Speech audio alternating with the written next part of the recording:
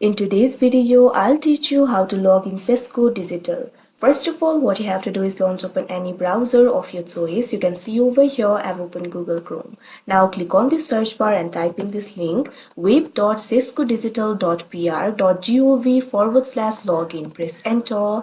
Now after you do that, you'll be led to the official website of CESCO Digital.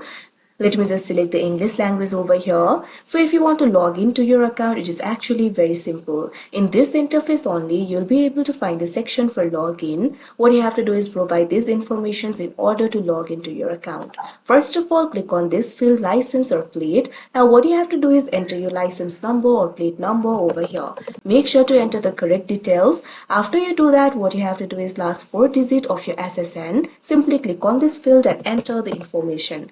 Now also select the date of birth. First of all, select the month. Click on the field of month and enter the month over here. Likewise, click on the field of day and enter the day. After you do that, click on the field of year and enter the year. Now after you're done, what you have to do is click on the login option that you can see on the screen. Once you do that, you'll be logged into your account. So that is how you log in CESCO Digital. I hope you found this video helpful. Thank you for watching.